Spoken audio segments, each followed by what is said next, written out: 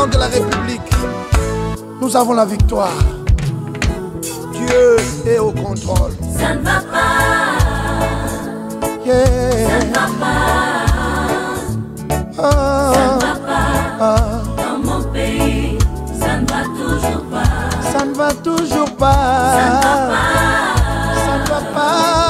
Ça ne va pas. Yeah. Ça ne va pas. Ça ne va pas. Dans la partie est de mon pays. Oh. Nous sommes derrière le FARDC. Soutenons le FARDC, la société civile. Soutenons la vision du président de la République. Pourquoi c'est calme? Pourquoi c'est silence? La communauté internationale, pourquoi vous ne dites rien? Il y a de cela des décennies, à l'est de mon pays, que les pillages, que la guerre, que les tueries. Nous avons perdu nos vaillants soldats, les généraux, les colonels, les majors, les capitaines et d'autres vaillants soldats. Les femmes sont violées, les hommes coupés à morceaux, les enfants tués à bout portant. Oh, ça fait pleurer. Qu'est-ce que nous avons fait pour mériter de tels actes? Oh, jamais, jamais, jamais, plus jamais ça dans mon pays. J'ai dit, ça ne va pas. oh, oh, oh, Ça ne va pas. ça ne va pas. Ça ne va pas. Hey, Dans mon pays, oh, ça ne va toujours pas. ça ne va toujours pas. Ça ne va pas. Ça ne va pas. Ça ne va pas. Yeah, Ça ne va pas. ça ne va pas. Dans la partie est de mon pays. Oh, oh, oh, yeah. Est-ce que nous méritons vraiment ça?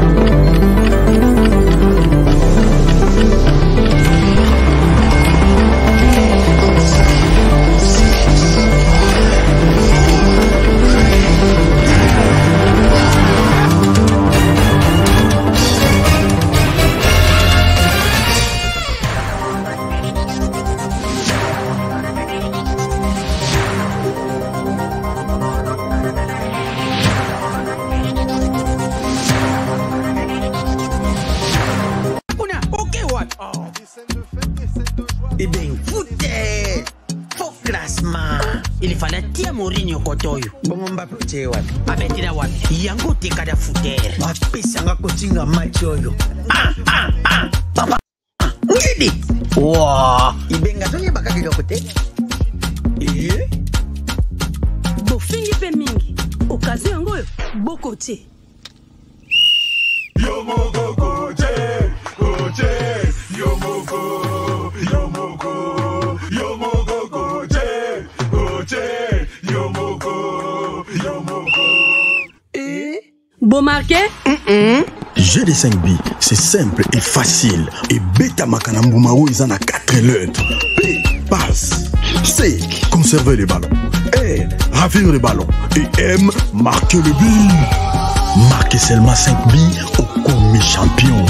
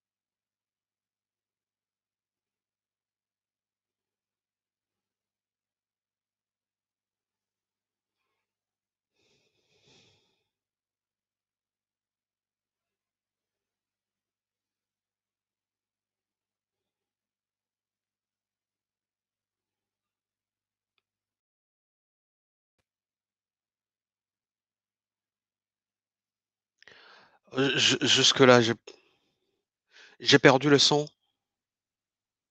J'ai perdu le son. Je ne vous écoute plus. Oh, d'accord. Merci Là, beaucoup. Maintenant, vous le son revient. m'entendez? Yeah. Maintenant, vous m'entendez. Chers amis, merci beaucoup. Je disais, très heureux de vous retrouver aujourd'hui, encore une fois, dans cette émission. Je vous l'avais annoncé hier que nous reviendrons dans cette émission pour évoquer la question de l'attaque sur Bukavu. Qu'est-ce qui s'est passé? Qui sont ces assaillants? Et quelle est leur motivation? Combien sont-ils? Qui sont derrière eux? Et je vous avais annoncé que je devrais revenir avec une autre révélation. Et là, je dis, je ne suis pas seul, je suis avec un collègue qui est journaliste, qui est avec moi dans cette émission, Ewing Ahmed Saloum, qui est journaliste professionnel, natif de Bukavu. Ewing, je dois ici préciser une chose, Ewing est notre... bonjour d'abord, Ewing Saloum. Bonjour, bonjour Ashka, parce bonjour, que je sais qu'il est midi chez vous. Il est midi chez nous. Merci beaucoup d'avoir accepté cette invitation. Alors, chers amis, je rappelle que Ewing, ici à côté, c'est un journaliste professionnel spécialisé dans la question de la région de Grand Lac. Avec Ewing, nous avons fouillé toutes les forêts du nord du Grand Kivu. Ewing et avec moi, nous avons passé, puisque je l'appelle, il est journaliste d'investigation, puisqu'on a passé beaucoup de temps à investiguer dans les conflits de la RDC. Avec Ewing, c'est la raison d'ailleurs pour laquelle je l'invite. Nous avons été formés ensemble en journalisme sensible aux conflits, ou journalisme de paix. C'est un autre mode de journalisme, peut-être qui n'existe pas trop en RDC. Et avec Ewing, là, c'était avec l'appui de Search for Common Ground. Merci beaucoup à Ewing. Et pour encore rappeler, Ewing était avec moi. Nous avons été sur les dossiers de la Cour pénale internationale depuis presque son début. Et nous avons été, Ewing et moi, à la CPI comme envoyés spéciaux pour les comptes de plusieurs médias. Alors, Ewing maîtrise très bien la situation dans les Grands Kivu. Je l'ai dit avec conviction, puisqu'il a fait beaucoup de reportages. Il maîtrise à cœur tous les groupes armés qui sont là-bas. Et voilà, c'est pourquoi nous avons pensé inviter Ewing, que je maîtrise bien, que je connais bien, puisque c'est un grand homme. Ewing est avec nous. Merci beaucoup, Ewing. J'ai fini cette présentation. Ça valait la peine. Il fallait que je dise quelque chose sur vous. Il y a beaucoup de choses que je peux dire, mais je m'arrête là. Je suis vraiment flatté, s'il faut le dire. Je suis vraiment flatté. Merci beaucoup. C'est vrai qu'on a beaucoup fait. On s'est partagé autant des radios en RDC, alors que je m'occupais de l'Est, tu t'occupais de l'Ouest. Et à la CPI, on se retrouvait ensemble depuis les dossiers Bemba et la suite. Exact. Et donc, pour moi, c'était un honneur de participer dans ce programme HK Today que j'ai suivi à plusieurs reprises en décalé et parfois en live. Et donc, merci d'avoir pensé à moi. Merci beaucoup, Ewing.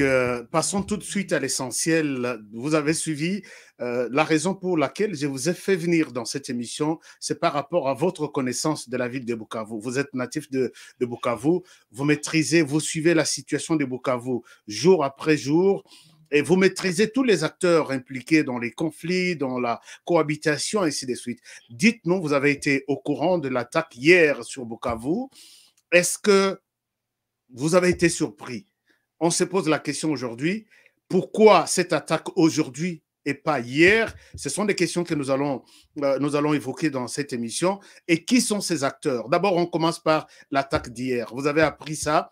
Est-ce que c'était une surprise ou vous aviez déjà, puisque je vous ai vu lancer des alertes quelque part, qu'il y a quelque chose qui se prépare à Bukavu, mais vous n'avez pas été entendu.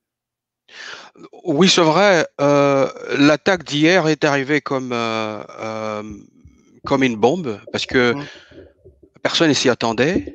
Et la plupart des temps, avant qu'il y ait des trucs pareils, nous avons toujours de fuites d'informations, par-ci, par-là. Et pour cette fois, l'information en soi, par rapport au jour de l'attaque, n'a pas fuité. Et ça sort un tout petit peu de l'ordinaire. Des deux, il y a eu une semaine à l'avance quelques, je peux dire, étudiants qui ont été arrêtés au niveau de l'université officielle de Bukavu, l'UOB, mais personne n'a tenu à chercher à savoir pourquoi est-ce que la situation se présentait comme telle. Et alors, une semaine après, on a vu la ville être attaquée à partir de 1h du matin. Et ça pose énormément de problèmes, ça pose énormément de questions. C'est vrai, vous dites pourquoi aujourd'hui, pourquoi hier, pourquoi pas avant-hier et pourquoi pas aujourd'hui. Donc, le problème des timings pose un sérieux problème. Alors, le problème de timing pose un sérieux problème. Alors, donc, il y a eu, après que les étudiants aient arrêté certains membres de ces groupes armés qui étaient venus inspecter la ville avant de lancer leur mouvement, vous dites qu'il y a eu une petite négligence de la part des autorités de Bukavu. On doit se dire qu'il y a une petite négligence tout d'abord, parce que quand les... Oui, parce que quand les étudiants attrapent avec à main vide, sans armes, attrapent des militaires infiltrés dans leur université, ça pose un problème parce que là, les services de sécurité devraient directement être alertés et commencer à poser des questions, savoir qui est derrière, pourquoi est-ce que vous arrivez aujourd'hui et qu'est-ce que vous préparez. Et donc, tout ça n'a pas été, si je dois dire en termes clairs, n'a pas été pris en compte parce que on n'est pas allé plus loin, et c'est ce que je reproche un tout petit peu au service de sécurité. On n'est pas allé beaucoup plus loin, parce que ceux qui sont arrivés, c'était une équipe d'avance qui est arrivée pour inspecter un tout petit peu la ville de Bukavu, pour quadriller la ville et pour donner les informations ou alors le point d'attaque par rapport à la ville de Bukavu. Et donc, quand ces gens sont arrêtés par les étudiants, qui sont des vaillants étudiants que je dois saluer ici et que plus tard, les services de sécurité n'est pas trop loin, pour moi, ça pose un problème. Pour moi, ça me dit qu'il y a un tout petit peu des négligences quelque part. Et même après l'attaque, on a vu que cette négligence a continué parce que nous avons eu quelque part deux communiqués contradictoires. Peut-être que ça viendra après, mais on commence d'abord par cette négligence qui est là. Pourquoi à ces niveaux-là? Et les services de sécurité, que ce soit au niveau de l'ANR, que ce soit au niveau des renseignements militaires, il y a des questionnements à faire et il y a des responsabilités qui doivent être tirées. Alors là, c'est très clair. Et d'ailleurs, vous avez évoqué cette question de ces documents qui a été envoyé, signé les 7, je pense, les mois derniers. Et les acteurs principaux qui ont annoncé qu'ils vont attaquer Bukavu. Vous avez même évoqué ça dans vos analyses. Alors, qu'est-ce que vous avez compris dans ce message ici? C'était aussi un message, puisque vous avez évoqué tout à l'heure la question de négligence du service de renseignement et même des autorités sur place. Peut-on dire qu'il y a une faiblesse au sein de notre armée et de notre service de renseignement, puisque tout était clair ici? En fait, les services de renseignement ont leur manière de travailler. Les services de renseignement, c'est pas pour rien qu'on les appelle les renseignements et qu'en anglais on les appelle intelligence, parce que c'est de l'intelligence qui est utilisée. Et ça suppose que ce soit les T2, que ce soit les bureaux de l'ANR, envoient ces gens sur le terrain pour récolter les informations. Après avoir récolté les informations, les rassembler, les traiter et prioriser les informations sensibles, d'autres qui sont juste pas sensibles, mais même si c'est pas sensible, il faut toujours les traiter. Et c'est ici où ça pose problème. J'ai comme l'impression que c'est au niveau des traitements des infos que ça pose problème. Parce que au niveau des recueils des informations, tout le monde sait dans la ville qui est officier des renseignements. Tout le monde le sait. Parce qu'eux-mêmes, ils vous le disent. Je suis officier des renseignements, ce qui ne se fait pas dans d'autres pays. Mais chez nous, on sait qui sont les membres des renseignements. Ça, je l'ai une fois déploré. Moi, j'ai parlé avec quelqu'un qui me dit tout de suite que je suis un agent de renseignement. Il me le dit ouvertement avec son verre. Il prend son verre. Il dit, je suis un agent de renseignement congolais. Agent de renseignement. Est-ce que ça s'est fait comme ça? C'est comme ça que parfois nous perdons beaucoup d'autres informations puisque ces gens, peut-être c'est la situation générale chez les Congolais, ils ne savent pas garder secret peut-être de ce qu'ils font. Non, les Congolais, ça fait la fierté de dire que bon voilà, je suis officier des renseignements parce que quelles que soient les questions sécuritaires, en fait, Je me souviens avoir pisté quelqu'un pendant les tueries des cambistes ou des changeurs de monnaie et que j'ai fini par bien le cibler jusqu'à savoir où il était et je l'ai appelé. Donc vous imaginez, si moi, de loin, je peux savoir qui fait ça et que les services des renseignements ne puissent pas le savoir, Ne ça pose puisse un pas le problème. savoir, c'est très grave Ça pose un pour un problème. pays. C'est pas que je peux minimiser le travail qui se fait, c'est un travail énorme, mais par rapport à tout ce qui se fait, que ce soit, en fait, nous avons une succession, des incidents qui se font et qui posent problème.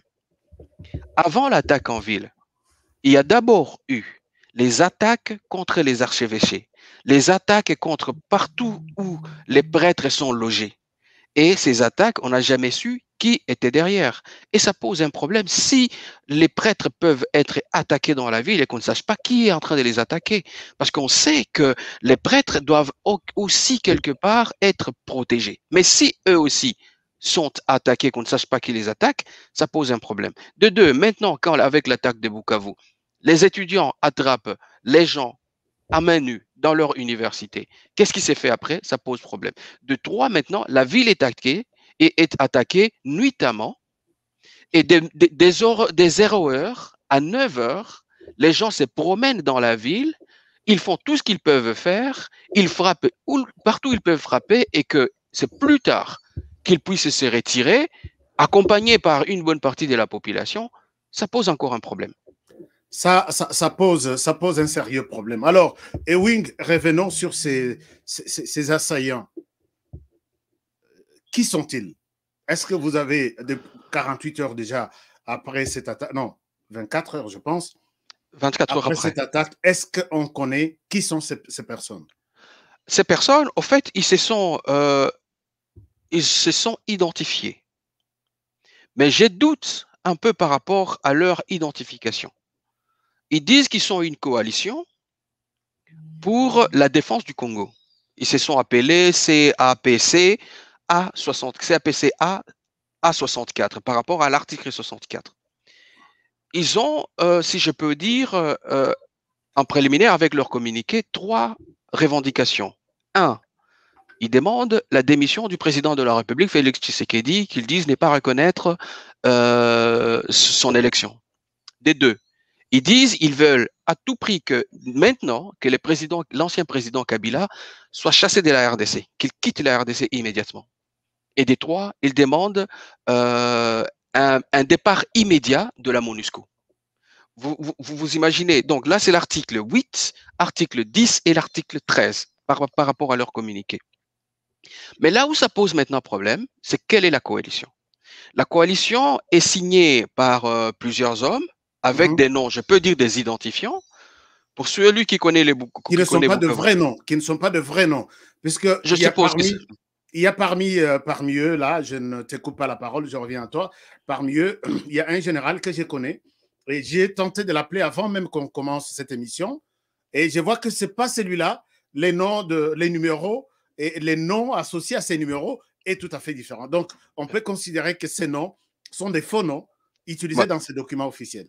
Au fait, utilisé dans ce document officiel, un communiqué qui avait été signé le 7 octobre et ils ont attaqué le 3. Maintenant, qu'est-ce que je voulais dire ici? Donc, j'ai parlé de nom. Il y a quelqu'un qui s'appelle Mukono Kazinguvu. Bon, je ne sais pas ce que ça veut, ce que ça pourrait signifier. La main et un travail dur. Ça pose un problème si je peux traduire. Je ne sais pas quel parent aujourd'hui peut dire et donner à son enfant les noms Mukono Kazinguvu. Et donc, quelque part, ça pose un problème. Maintenant, je reviens aux groupes qui ont signé. Il y a plusieurs groupes, mais 2 se sont identifiés. Le premier, c'est NDCR. NDC, c'est Nduma Defense of Congo Renové. Et le deuxième nom, c'est la PCLS. Ce sont 2 mouvements. La PLS, oui. La PLS, c'est connu. Les 2 mouvements sont beaucoup plus actifs dans le Nord Kivu. Si on prend les Nduma, on se demande comment ils se retrouvent dans le Sud Kivu. C'était ça ma question. D'accord. Et donc, Nduma Defense of Congo, c'est un mouvement qui est en pleine désintégration parce qu'il y a eu des petits problèmes entre Shekan Taberi, qui était le créateur du mouvement, avec Guidon Shimurai. Guidon, on le sait très très bien, il est actuellement, si je peux dire, il a été l'année dernière mis en cause dans la mort de plus de 150 Bashi exécutés à Walikale. Et comment se fait-il que ce monsieur, tout en sachant qu'il a exécuté plus de 150 Bashi, peut venir attaquer la ville de Bukavu en territoire chi? Ça pose encore là un autre problème. Oui. Donc, chez Cantaberi, on dit seulement NDC rénové, on ne cite pas très très bien. Est-ce que c'est Sheka? Qui est à la Sheka, tête? Est-ce que c'est Sheka ou bien ou bien c'est Guidon? Exact. Ou bien c'est Guidon. Et là, ils nous mettent un tout petit peu devant un fait accompli en nous disant NDC. Mais NDC signe toujours en disant Guidon, Shimirai ou encore ou bien Sheka. Même si Guidon a aussi été quelque part chassé, a eu des difficultés avec son mouvement, mais on le sait que il est toujours là. On sait qu'il est toujours là. Si on parle de Sheka, Sheka se retrouve dans plusieurs rapports par rapport aux violations des droits de l'homme qu'il a eu à commettre dans sa zone de Walikale. On met les Sheka de côté. On prend maintenant les APCLS. On le sait très très bien qu'il y a eu un problème avec Janvier Karaeri, qui est quelque part le patron, mais il est beaucoup plus actif à Massissi et à Rutshuru.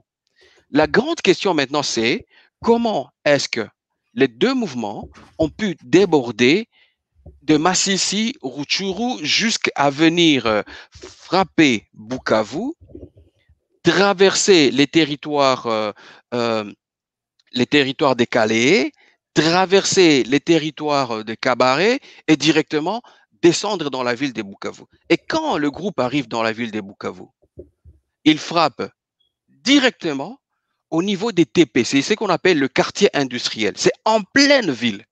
Donc, avant que vous puissiez arriver dans les quartiers industriels, vous devez descendre la colline. Donc, quand vous quittez Kabaré, vous descendez la colline, vous descendez Bugabo. Après Bugabo, vous arrivez maintenant au niveau des TTP, là où il y a des unités, avec tout ce qu'il y a comme armement. Comment sont-ils arrivés jusque-là, je m'excuse, sans que les services de sécurité ne puissent se rendre compte? Ils ont frappé là-bas. C'est une question à laquelle personne n'a de réponse jusqu'aujourd'hui. Personne n'a de réponse. Et même quand le gouverneur a tenu un point de presse avec les autorités militaires, personne n'a évoqué ces miracles-là de ces groupes armés qui franchissent cette longue distance, puisque peut-être les gens n'ont pas une idée sur là où nous parlons de Massissi à Bukavu. Non, c'est plus de 500 km en fait. Comment est-ce qu'ils ont débordé avec armes et munitions, avec tout ce qu'il y a comme bagage, jusque dans la ville sans que cela se fâche? Alors, ce qui est encore plus bizarre ici, c'est comment est-ce qu'ils ont frappé la ville? Ils ont frappé la ville en frappant d'abord l'aéroport de Kavumu pour diversion. Et oui, je souhaite t'arrêter un tout petit peu là-dessus. Remontons la filière de ces deux groupes armés cités dans l'attaque de Bukavu. Oui. Si nous remontons, nous voyons que Sheka et Guidon, ils ont un appui, les Rwandais. Est-ce que vous on sait très bien, oui. On sait très bien que... Avant de venir sur les attaques d'hier, oui. On sait très bien que Guidon a toujours été vu comme une main qui agit au niveau de la RDC. Prenez par exemple la mort de l'ancien FDLR qu'on appelle encore ici Mugaruka. Mugaruka. En fait, toutes les têtes des FDLR ont été neutralisées. C'était toujours un travail de connivence, un travail accompli entre les NDC et les services spéciaux, les forces spéciales du Rwanda. Donc, il y a eu une certaine proximité. Il y a toujours eu une certaine proximité. Et donc, quand eux, ils arrivent à Bukavu, là, la grande question qui se pose, est-ce qu'ils sont venus avec le Rwanda? Là, ça pose encore un problème. Il faut encore aller en profondeur pour savoir. On ne peut arriver à ça que si on arrive à remonter toute cette brèche, savoir comment est-ce qu'ils ont quitté leur zone d'influence jusqu'à arriver et frapper Bukavu. Donc, avant d'évoquer leur stratégie, comment ils ont attaqué Bukavu, ils se sont inspirés du phénomène de 2004 du général comment dirais-je, général Muteboussi, qui a aussi Muteboussi Nkunda, en fait. Nkunda qui ont attaqué Bukavu, alors qu'ils étaient également, eux aussi, soutenus par le Rwanda. Est-ce qu'il y a un peu une similarité des faits quand vous avez vu l'attaque d'hier et l'attaque de Muteboussi Nkunda? Ce qui arrive, par exemple, par rapport à l'attaque de Muteboussi Nkunda. Nkunda est arrivé en appui à Muteboussi. Mais le problème commence non pas dans les centres-villes. Le problème commence au niveau de la frontière. Okay. Il y avait un dossier et l'ancien ambassadeur itinérant du président de l'époque, Antoine Gonda, en sait peut-être plus. Pourquoi est-ce que pendant cette crise, lui était venu directement jusqu'à Bukavu en hélicoptère et récupérer tout ce qu'il y avait à récupérer. Et donc, c'est au niveau de la frontière. Et quand Muteboussi se voit ravir ce qu'il avait en main, et c'est comme ça qu'il avait appelé Nkunda. Nkunda, en venant du Nord Kivu, il est venu avec armes et munitions et tout le monde savait comment est-ce qu'il avançait. On savait les villages par lesquels il était en train d'arriver par Bukavu. Et il y avait quand même des traces. Il y avait des traces. Quand il arrive, par exemple, au niveau de Kavumu, on le sait.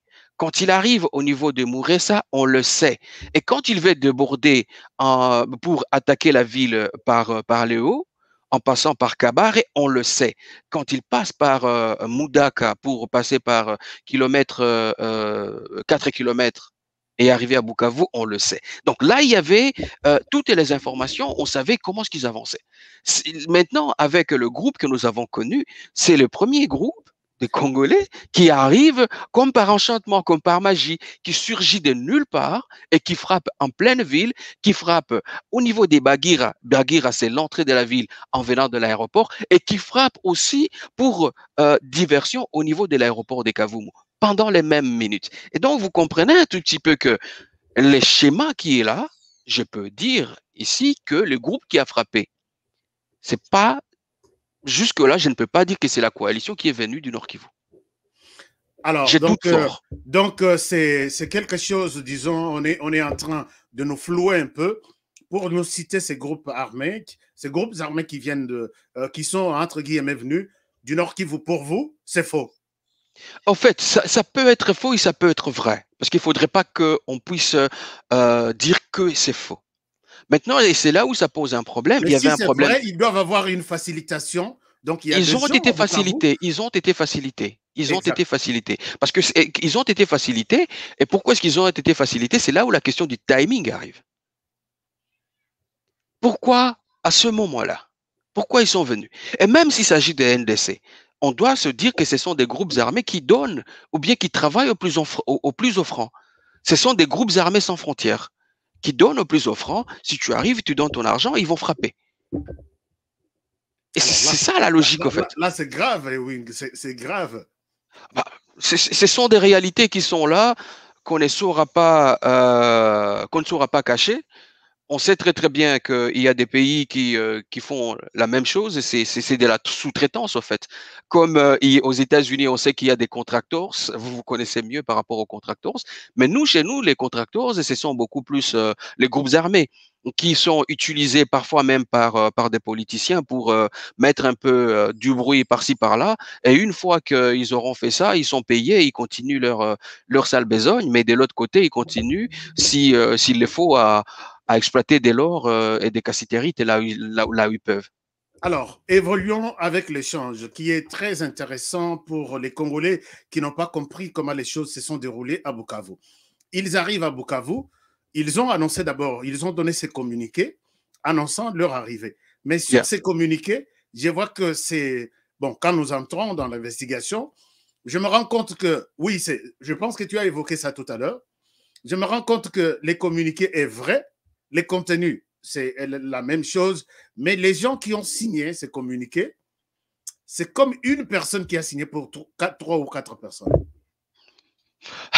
C'est-à-dire quand vous regardez un tout petit peu cette signature qui est un tout petit peu flouée, une seule personne, voilà.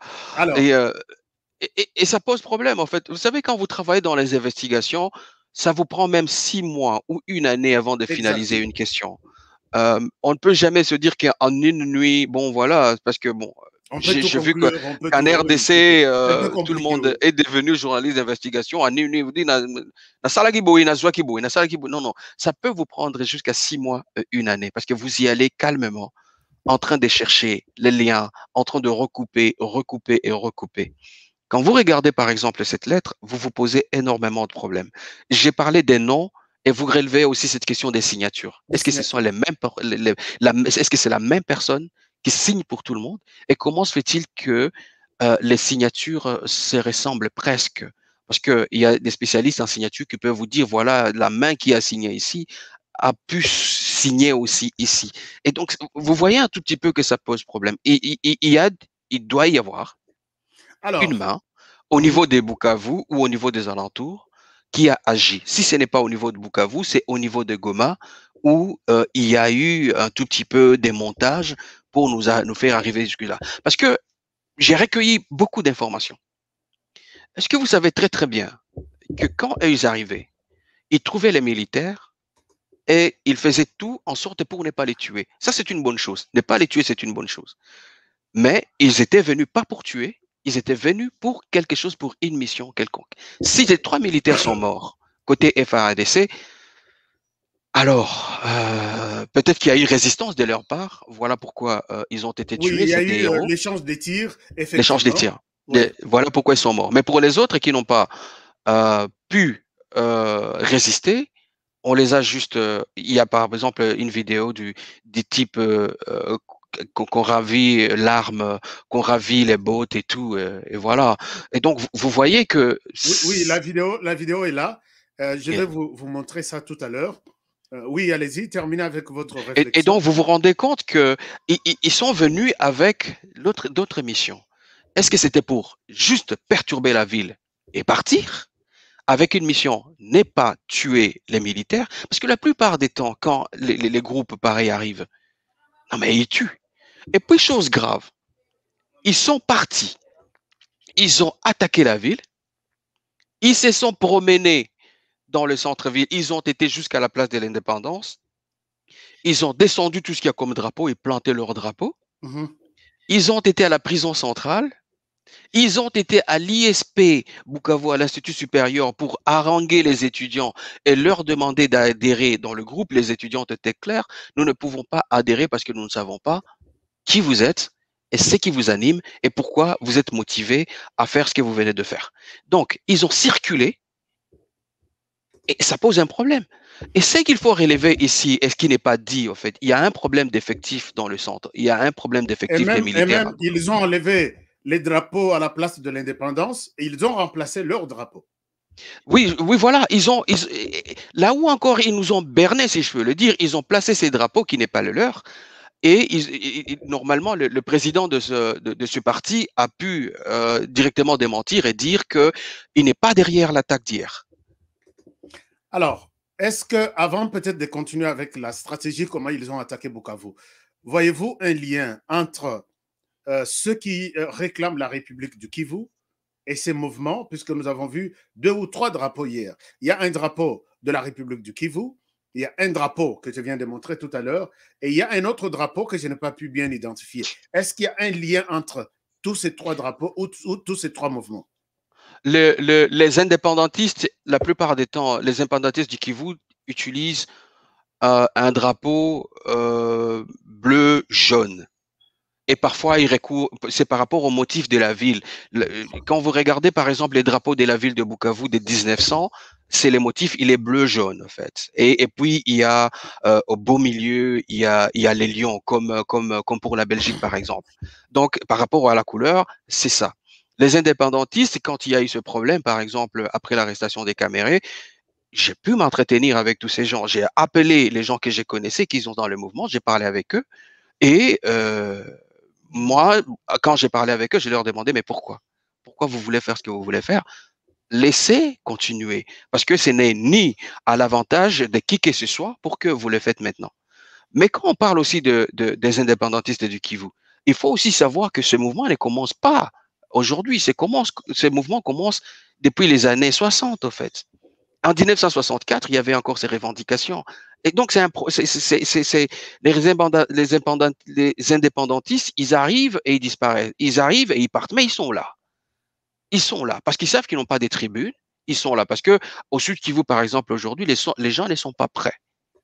Les gens ne sont pas prêts. Ils sont prêts pour l'unité, mais ils ne sont pas prêts pour la République du Kivu parce que la situation avec les pays voisins ne les permet pas actuellement.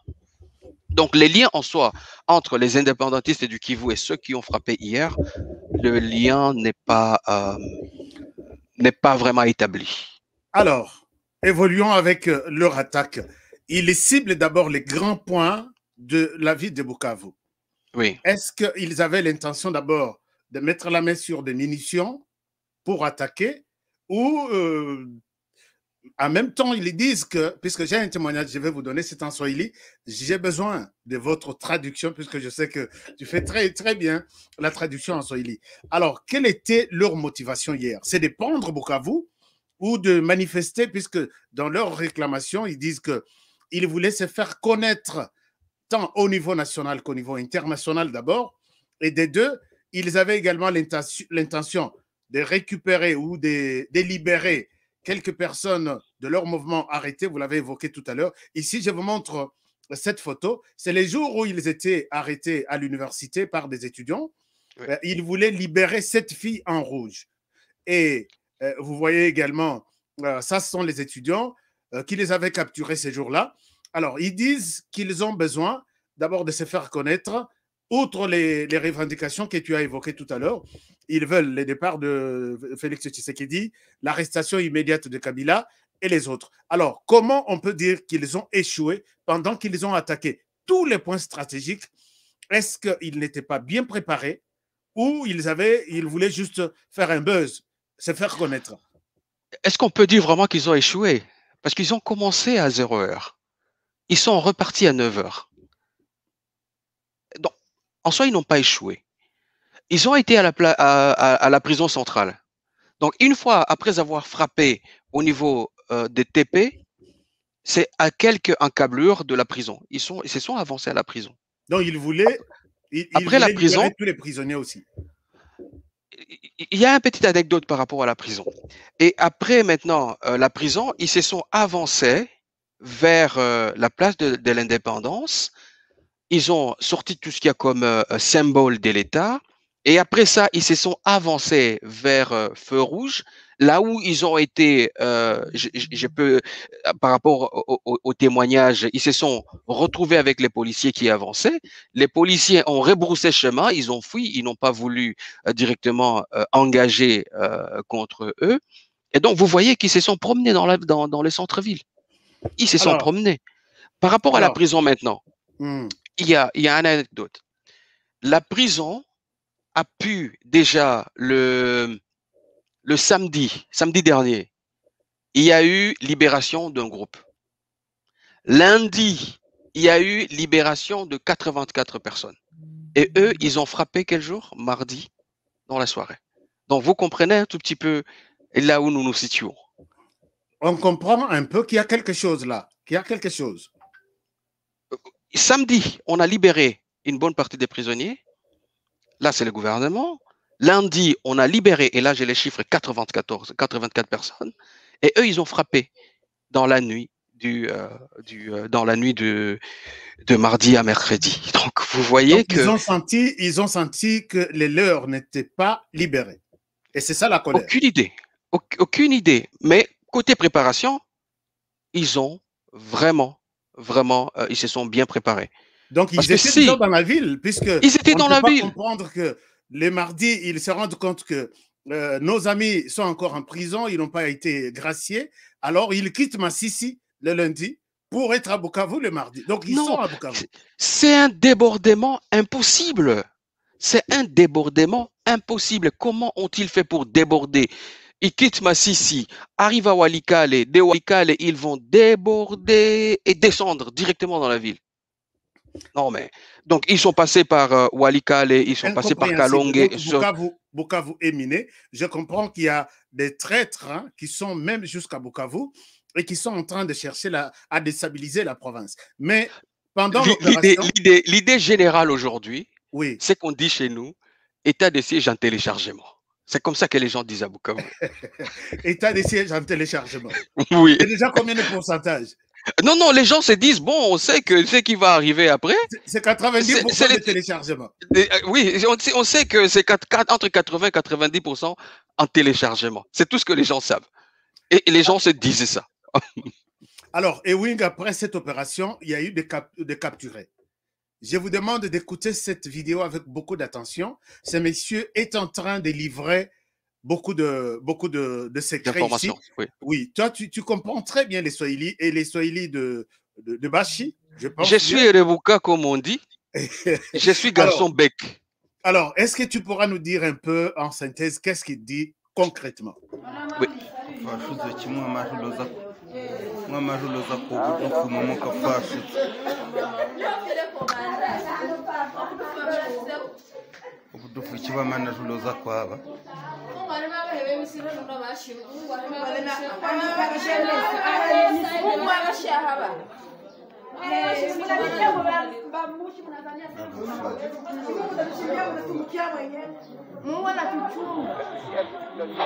Sha, uitwande.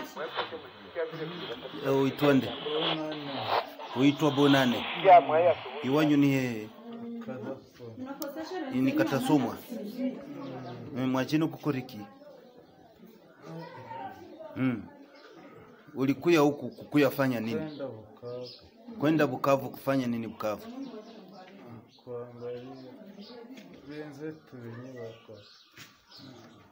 Sasa vita yenye mko mnatafuta ni vita ya kufanya nini? Ya kusema bana abasome. Ndio vita yenye mnapenda mfanye. Na walimu hawa epiwe. Sasa nani mwenye iko anawaunga mkono kwa kufanya vita? Ni mzee mmoja, Revera. Revera, jina yake nani? Christian. Revera Christian. Wa wapi? Revera Christian wa Kajuchu. Unamjua baba yake jina yake nani? Ni vile naitiwa tu. Sasa arme ngapi, silaha ngapi mko nazo? 3.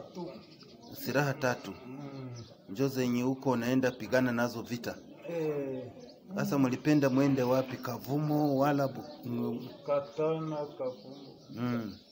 Bale benjeni benyi balipita mbele, benyi balienda Katana. Kuko nani na nani? Bamoya banafungiwa Bukavu. Mwabale benyi banafungiwa Bukavu nani na nani unajua? Kwamo Fie moya. Fie moya. Ule Fie. Ule Fie njo nani? Ule Fie ndo nani? Njo nani? Dimu. Ule Fie njo nani? Ule Fie ni nani? Nitakwambia. Naambia hai.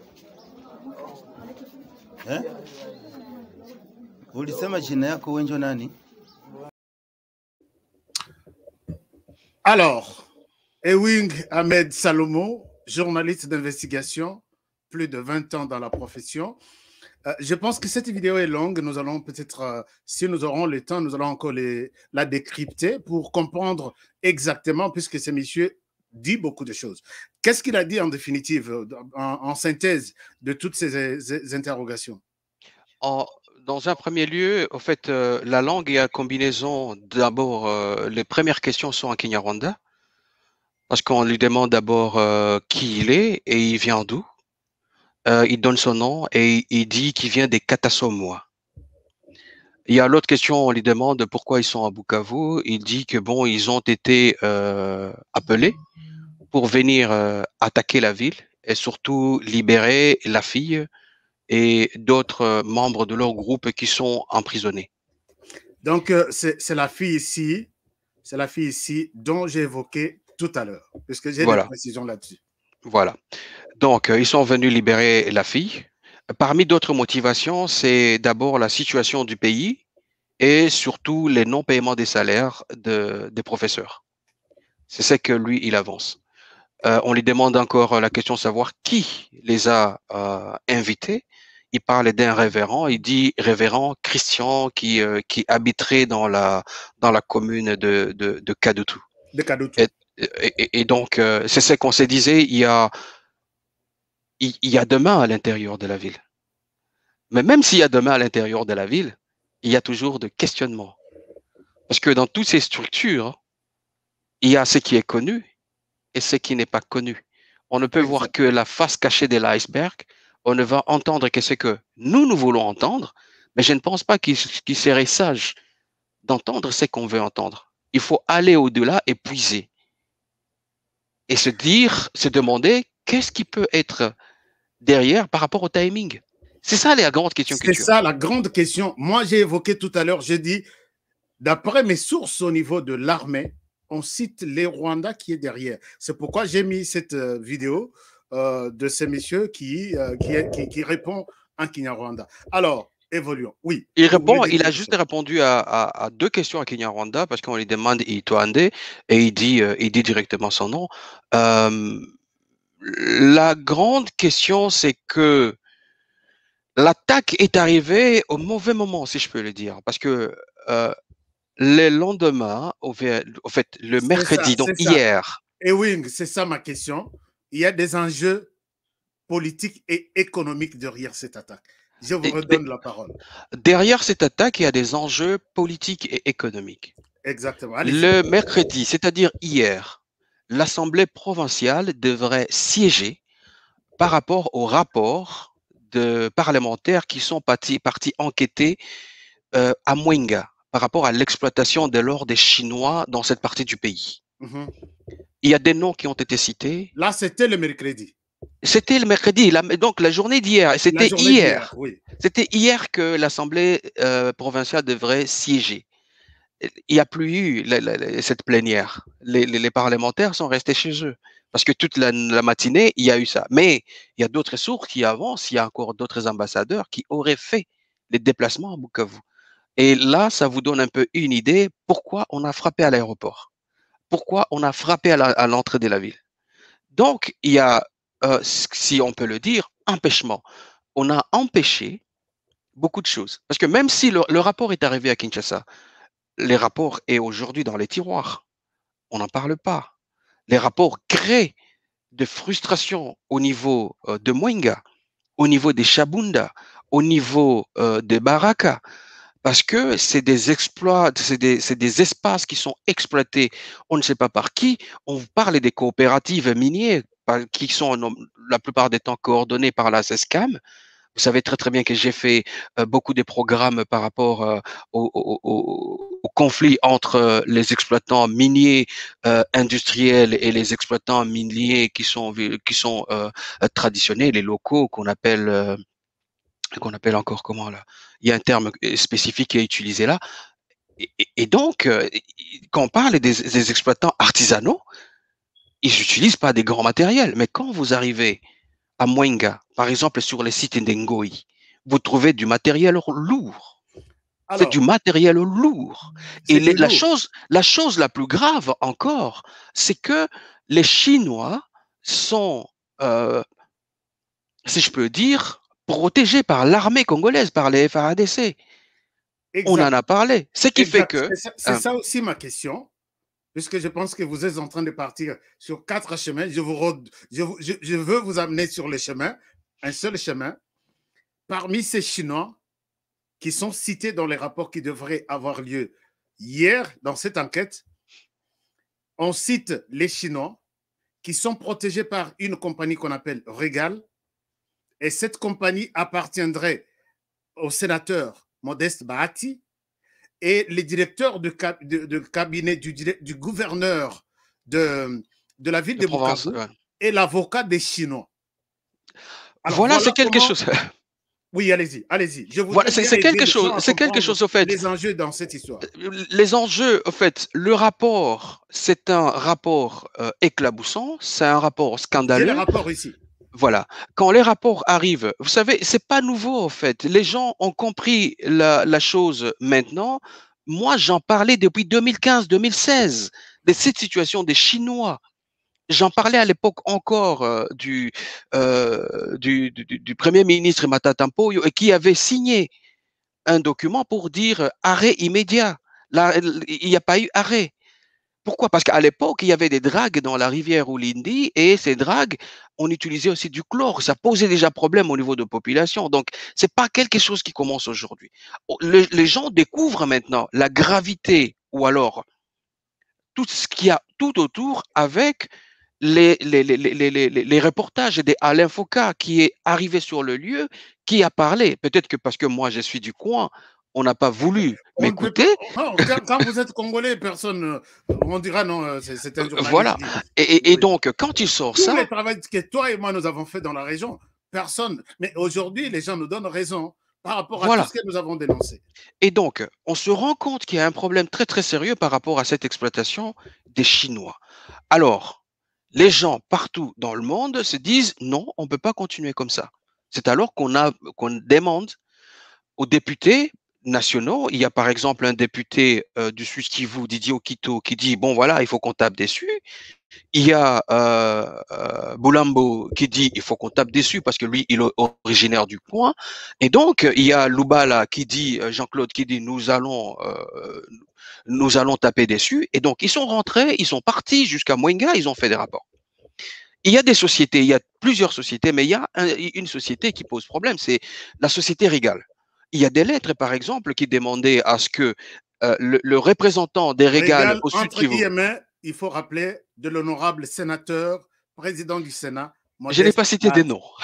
Je n'ai pas cité des noms. Je me permets de les dire. Je n'ai pas cité de noms. Oui. Et donc, Régal, le représentant des Régal au Sud Kivu, est demandé à ce qu'il puisse finaliser un contrat avec les Chinois et se disponibiliser. Vous aviez dit, le directeur du cabinet du gouverneur, Alain Foucault, avait dit, et c'est ce qui est vrai, il est l'avocat des Chinois en province. Alors, et quand le gouverneur a suspendu... Puisqu'on les attaque, en même temps, on les protège. Voilà. Et une fois que le gouverneur a suspendu toutes les sociétés, la société Régal était aussi et faisait partie. Et là, c'est depuis 2019, en fait. Toutes ces questions, c'est depuis 2019. Il y a une vingtaine de lettres, en fait. J'ai en ma possession une vingtaine de lettres. Et quand tu recoupes les lettres, tu vois un peu tout petit peu. À telle période, on dit ceci, à telle période, on dit cela. Et donc, quand les enquêteurs parlementaires, quand l'enquête parlementaire arrive, les noms est cité. Les noms est cité. Régal revient à tout le coup sur ça. Et ça pose un problème un tout petit peu par rapport à nos politiciens. Pourquoi Régal peut être cité? Parce que normalement, c'est une exploitation artisanale. Mais quand vous arrivez sur le site d'Engoy, comme je le dis, vous avez des engins lourds. Il y a un problème par rapport à l'exploitation environnementale. Ces gens qui vivent là-bas, ils ne vivent que de ça. Le chlore qu'on utilise dans l'eau, et vous voulez que ces gens vivent comment? Ils vont commencer à boire quelle eau? Sur le plan environnemental, c'est des problèmes que nous sommes en train de créer. Il y a encore des tortures qui sont observées par des Chinois. En fait, à l'heure actuelle, ce n'est pas seulement une question géostratégique au niveau mondial, mais d'abord entre nous au niveau de l'État, au niveau interne. Ce manque un tout petit peu d'encadrement des Chinois et des coopératives au niveau local pose problème. On ne savait pas qu'il y avait Régal en tant que tel comme coopérative, mais Régal qui collabore directement avec les Chinois pour exploiter les minerais, et on nous dit que les Chinois vont construire des routes chez nous. Non, ça pose un problème. Ça pose un vrai problème. Ça pose un problème, ça nous l'avons évoqué et nous continuerons toujours à l'évoquer. Donc, comme nous avons dit, nous sommes en train d'évaluer les dessous des cartes dans cette attaque d'hier. On peut faire un lien entre l'attaque d'hier et la question minière. C'est ça? La question minière, elle est là. La question minière, elle est là. Si on rentrait jusqu'au niveau des Tchékas et les autres, les Tchékas, les groupes armés, exploitent de l'or. Ça, c'est connu. Ça exploite de l'or pour exister. On rentre maintenant par rapport à l'enquête parlementaire. Il fallait que ça se parle. Il y a des frustrations au niveau de plusieurs villages. Et ces frustrations ne sont pas canalisées. Ces frustrations arrivent tout simplement parce que les rapports est en train d'être noyés. Le rapport est actuellement en train d'être noyé. On ne veut pas en parler. Imaginez que le mercredi d'hier, que les parlementaires soient en train de travailler dur pour parler de ça et que la nuit, on attaque la ville de Bukavu et qu'on nous dise qu'il n'y a aucun lien. Mais non, il y a un lien. Il y a un lien qui existe ici et ça pose énormément de problèmes par rapport à l'éthique sur le plan politique, par rapport à l'intégrité des gens qui nous gouvernent. Et puis, il faut relever encore autre chose. Vous avez parlé de l'arrestation. On a arrêté de jeunes qui n'avaient pas des cartes sur eux. On a arrêté une famille qui venait de perdre quelqu'un par une balle perdue, 7 personnes dans une même famille qui accompagnaient le mort à la morgue.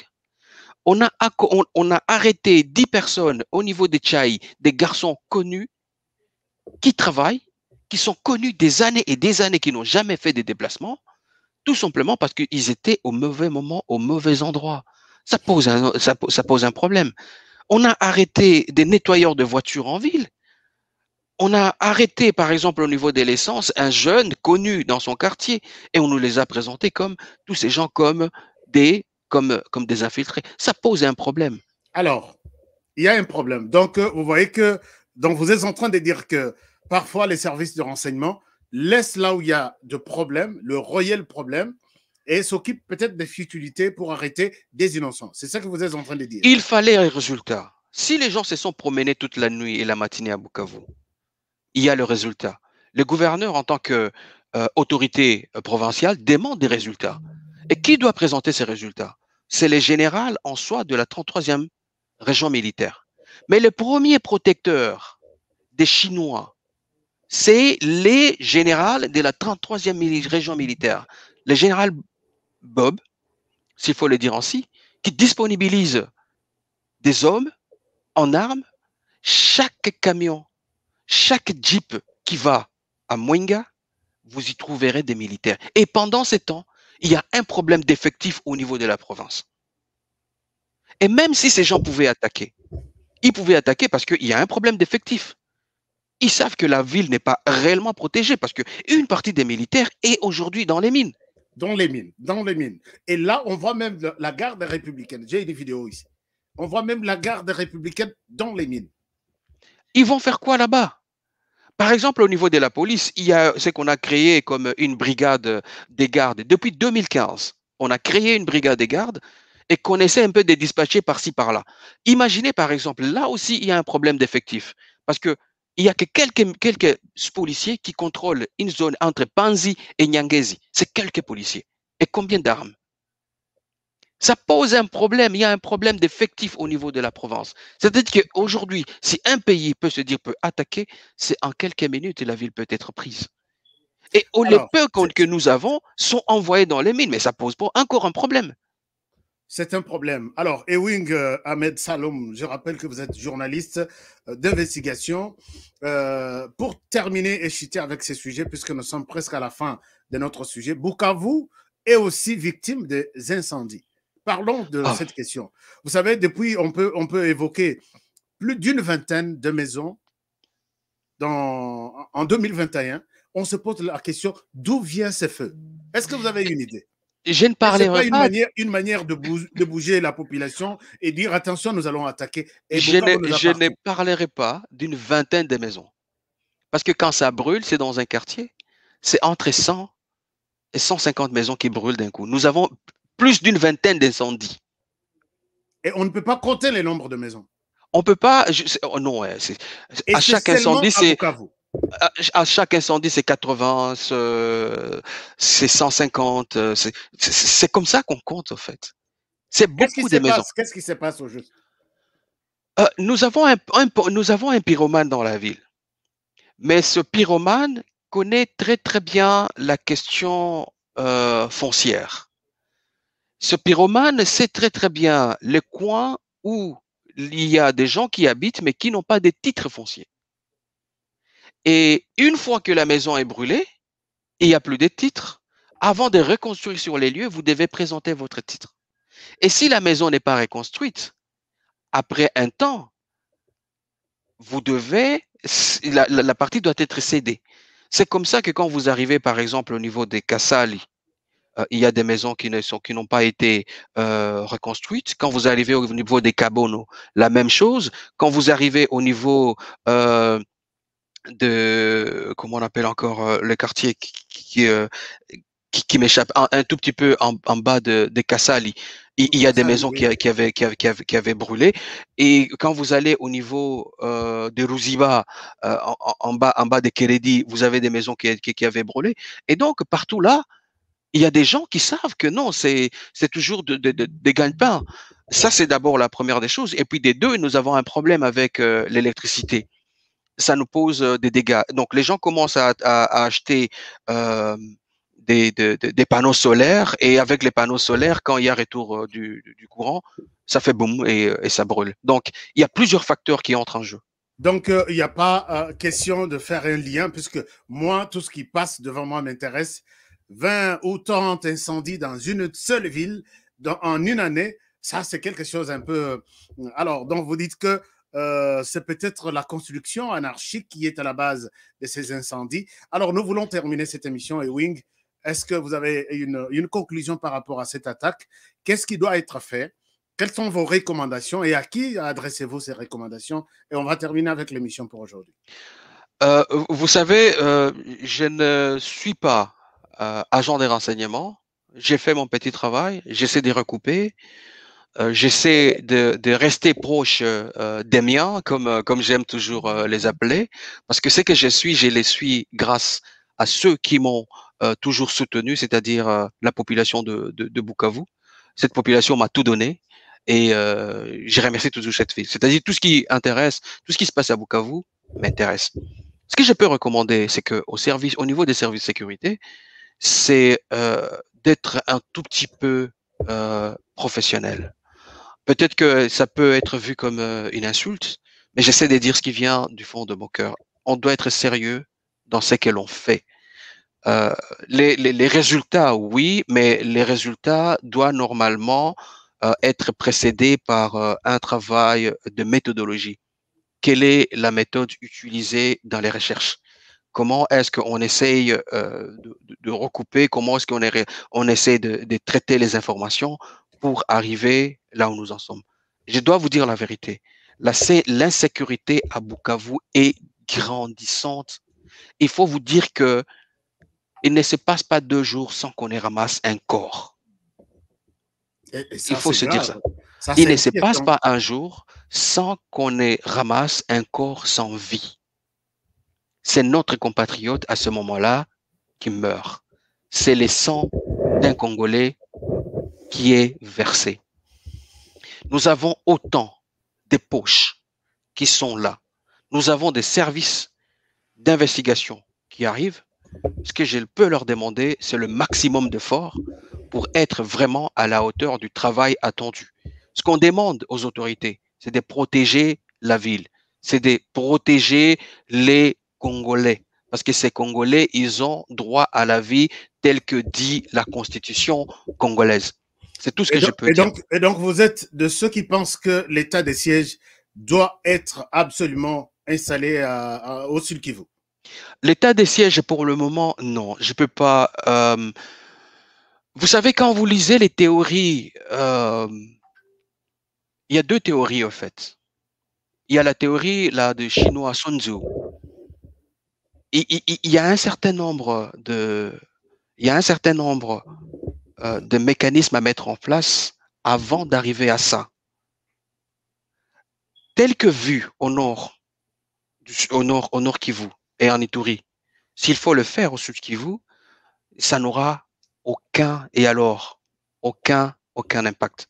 Bien sûr, parce que je sais que les détracteurs du gouverneur voudraient bien le faire partir de cette manière-là, et que s'il y a état de siège, et ça c'est encore l'autre dessous, ça permet à ce que les gouverneurs partent, parce que beaucoup le veulent bien partir, parce que il a des sérieux problèmes avec un certain nombre de personnalités politiques. Et il sera remplacé par un gouverneur militaire. Il sera remplacé par un général militaire. Mais si ces généraux militaires arrivent, avec tout ce qu'il y a comme corruption chez nous, regardez ce qui se passe. J'ai vu Kabound la fois dernière en train de dire au ministre, nous voulons savoir comment se fait la gestion de l'argent. J'ai un ami qui me dit, ils sont en train de perdre leurs copines. Ils sont en train de perdre leurs copines parce que les militaires ont l'argent. Cet argent, il sert à quoi? Est-ce que c'est seulement un groupe d'officiers ou alors cet argent devrait permettre à tout ce qu'il y a comme militaires impliqués? Ils sont en train de perdre leurs copines. Bah ouais, les militaires ont tout. Les militaires ont tout. Ils sont en train de perdre leurs copines. Et donc, cet argent devrait permettre à ce que cet état de siège soit là. Mais état de siège signifie aussi un certain nombre de facteurs à prendre en compte, à analyser avant de faire cet état de siège. J'ai essayé, j'ai acheté un livre parce qu'il n'est pas à côté, juste pour analyser, depuis qu'on a parlé de l'état de siège, pour me permettre, j'ai vu la technique utilisée actuellement. Mais il faut jamais perdre de vue ceux qui sont là. Nous sommes en face, pas d'une armée régulière, mais nous sommes en face de groupes armés. C'est-à-dire, c'est pas un combat qu'on peut avoir par rapport à une armée régulière qu'on peut avoir face à ces gens-là qui sont à côté de nous. Nous allons parler prochainement de l'état des sièges, si possible au Sud Kivu, et évaluer éventuellement aussi l'état de siège au Nord Kivu et à Ituri. Je pense qu'on va faire une émission appropriée là-dessus. Merci infiniment d'avoir été de nôtres aujourd'hui. Je rappelle qu'Ewing Ahmed Saloum, un journaliste professionnel avec qui nous avons fouillé toutes les forêts du haut et moyen plateau, Massissi, tous les Nord et les Sud Kivu. Merci infiniment d'avoir été de nôtres. Et bon courage à ce travail que vous faites, un travail de titan, un travail d'investigation pour aider les Congolais à comprendre comment évoluent les choses. Puisque beaucoup sont des spécialistes de la région des Grands Lacs devant leurs ordinateurs seulement. Ça, je le sais. Et je vous jette des fleurs pour ça. Merci infiniment d'avoir été de nôtres aujourd'hui. Et nous aurons encore besoin de vous pour d'autres émissions, surtout dans la région de Grand Lac. Merci et bonne soirée. Merci beaucoup et au revoir à tous vos auditeurs. Merci. Merci. Alors, chers amis, ça en est fini pour aujourd'hui. Merci d'avoir été de nôtres. Nous avons eu cet honneur de recevoir ces journalistes, ces grands journalistes que je connais bien, avec qui j'ai travaillé peut-être pendant plus de 15 ans. Avec lui, on a fait beaucoup d'enquêtes, beaucoup de formations, beaucoup de missions. Et je connais de quoi il est en train de parler. Merci d'avoir été nombreux à suivre cette émission. Je vous remercie également. Je remercie ceux qui sont sur cette chaîne pour la première fois. Abonnez-vous. C'est une manière de nous encourager pour le travail que nous faisons pour vous. Et je pense que vous avez compris, vous avez attiré, vous avez eu quelque chose sur les attaques d'hier à Bukavu. Si vous aimez ce travail, la seule chose que moi je peux vous demander, c'est de vous abonner à notre chaîne et de partager nos émissions. Merci à tout le monde. Je vous aime bien et avec plaisir, je voudrais bien vous retrouver encore une fois pour un nouveau numéro. Alors je vous dis, prenez bien soin de vous et travaillons tous dans la beauté des choses, car chaque jour est une vie. À demain pour un nouveau numéro. Au revoir.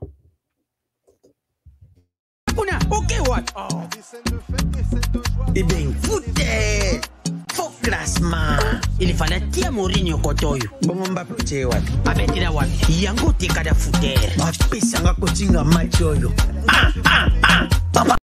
Ngidi. Wow. Ibenga sonye bakaki lokote.